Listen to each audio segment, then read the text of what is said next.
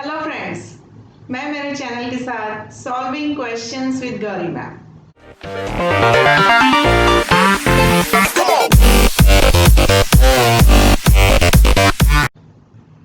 हमने जो इम्यूनोलॉजी की लेक्चर सीरीज शुरू की है उसे कंटिन्यू करते हुए आज हम देखेंगे what is adaptive immunity. Last video में हमने देख लिया था कि इनेट इम्यूनिटी जो है वो फर्स्ट लाइन ऑफ डिफेंस है, ठीक है। तो वो इन्फेक्शन को होने ही नहीं देती है, इन्फेक्शन बॉडी में होना ही नहीं चाहिए, इसलिए जो वर्क करती है वो होती है इनेट इम्यूनिटी। अब हम आगे जा रहे हैं जिसमें हम देख रहे हैं एडाप्टिव इम्यूनिटी। तो ये जो इम्यूनिटी है इस टाइप में अगर इन्फेक्शन होता है तो उसके अगेंस्ट इम्यून सिस्टम कैसे वर्क करती है ये सब हम पढ़ते हैं। ये बहुत इंटरेस्टिंग टॉपिक हो जाता है। इसके आगे हम इसके सेल्स पढ़ेंगे, एक्चुअल इम्यून रिस्पॉन्स कैसे होता है वो पढ़ेंगे, जेनेटिक लेवल पे कैसे होता है डाइवर्सिटी क्रिएशन वो पढ़ेंगे। तो ये सब्जेक्ट बहुत इंटरेस्टिंग बनते जाता है। तो जब एडाप्टिव इम्यूनिटी बोलते हैं तो ये होती है जब इन्फेक्शन हो जाता है उसके बाद, after the onset of any infection, ठीक है। For the development of adaptive immunity, it takes 4 to 5 days. इसके 4 एट्रीब्यूट्स हम पढ़ते हैं।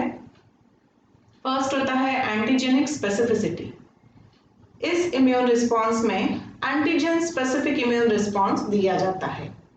इनेट इम्यूनिटी में जनरल था कि पीएच कम कर दो, टेम्परेचर बढ़ा दो, so these were the general ideas for all antigens.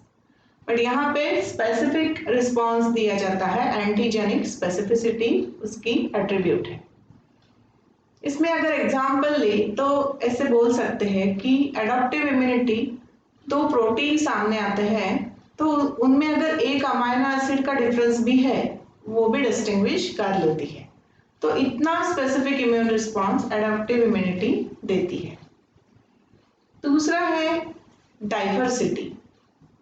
So this immune response can be for a diverse number of pathogens.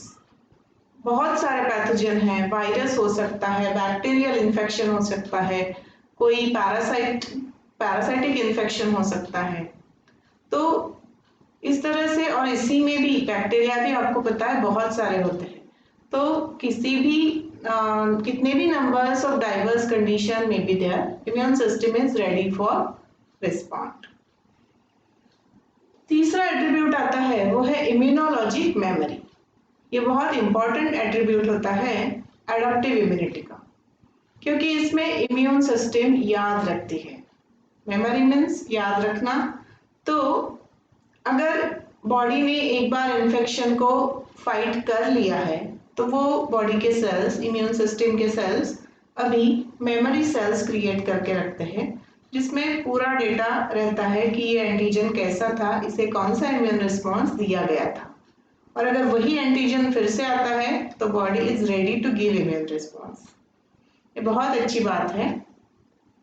जो सेकेंड इम्यून रिस्पॉन्स होता है वो बहुत फास्ट हो जाता है, क्योंकि उस वक्त बॉडी को ऑलरेडी पता रहता है कि इस एंटीजन के अगेंस्ट किस प्रकार से इम्यून रिस्पॉन्स देना है।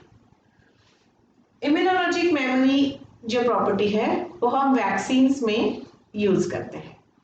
वैक्सीन में हम इनएक्टिवेटेड पैथोजन इंसर्ट कर देते हैं बॉडी में, तो उसकी वजह से body gives immune response and it now knows how the antigen is looks, और उसके बाद वो उसके अगेंस्ट इम्यून रिस्पॉन्स देती है अगर एक्चुअल इन्फेक्शन होता है। सो इस तरह से वैक्सीन हमें प्रोटेक्ट करते हैं। उसके बाद जो एट्रीब्यूट है उसका एडाप्टिव इम्यूनिटी का वो है सेल्फ नॉन सेल्फ रिकॉग्निशन। तो ये भी बहुत इंपॉर्टेंट एट्रीब्यूट आता है, क्योंकि immune system can recognise between self and non self. ऐसा बहुत कम बार होता है कि इम्यून सिस्टम अपने खुद के सेल्स पे ही अटैक कर दे, है ना। तो ऐसा जब होता है तब हम उसे ऑटो इम्यून डिसऑर्डर बोलते हैं, मगर ये बहुत रेयर कंडीशन हो जाती है इम्यून सिस्टम को पता है अपने सेल्स कैसे दिखते हैं और बाहर से आए हुए सेल्स कैसे दिखते हैं। तो ये भी बहुत इंपॉर्टेंट प्रॉपर्टी होती है इम्यून सिस्टम की तरफ से। तो इस तरह से ये 4 एट्रीब्यूट से एडाप्टिव इम्यूनिटी काम करती है। मेरे आने वाले वीडियो में हम इसके और डिटेल्स देखने वाले हैं। इसके सेल्स कौन से हैं, जैसे कि इसमें टी सेल्स आते हैं, बी सेल्स आते हैं, तो वो सब हम अगले वीडियो में देखेंगे।